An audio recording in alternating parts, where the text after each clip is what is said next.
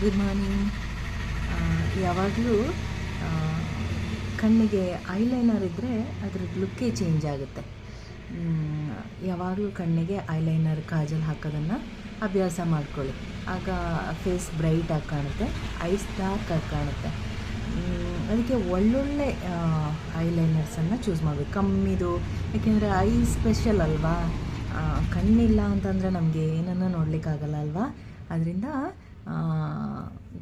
ಕಣ್ಣನ್ನು ಸೇಫಾಗಿ ಇಟ್ಕೋಬೇಕು. ಐ ಪ್ಯಾಕ್ ಹಾಕ್ಕೊಳ್ಳಿ.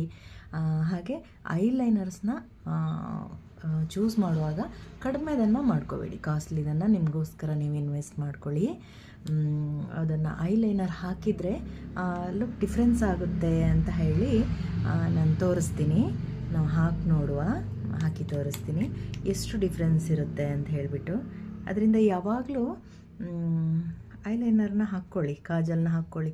ಇವಾಗೆಲ್ಲ ನೆಟ್ಟಲ್ಲಿ ಎಲ್ಲ ಒಂದೊಂದು ಆಫರ್ಸ್ ಬರುತ್ತೆ, ಸ್ವಲ್ಪ ಒಳ್ಳೆಯದೇ ಕಡಿಮೆಗೆ ಸಿಗುತ್ತೆ. ಕಡಿಮೆನ ಯಾವಾಗಲೂ ನೋಡ್ಲಿಕ್ಕೆ ಹೋಗ್ಬಿಡಿ. ಕನ್ನಡಿಲಿ ಹಾಕಿದರೆ ಚೆನ್ನಾಗಿರ್ತಿತ್ತೇನೋ, ಇದು ಮೊಬೈಲಲ್ಲಿ ಹಾಕೋದ್ರಿಂದ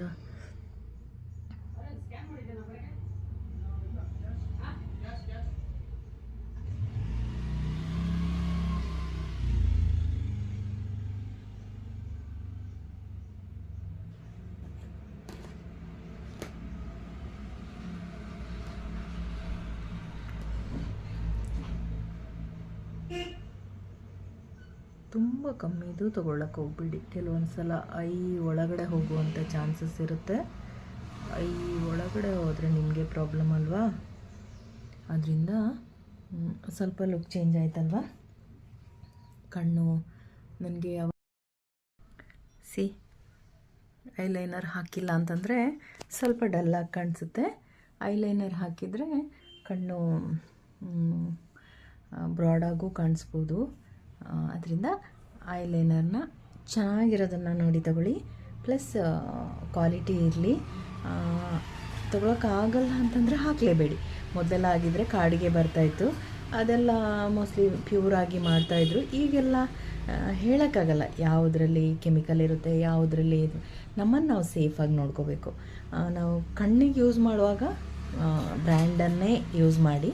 ಎಲ್ಲದಕ್ಕೂ ಬ್ರ್ಯಾಂಡ್ ಯೂಸ್ ಮಾಡಿದರೆ ಒಳ್ಳೆಯದು.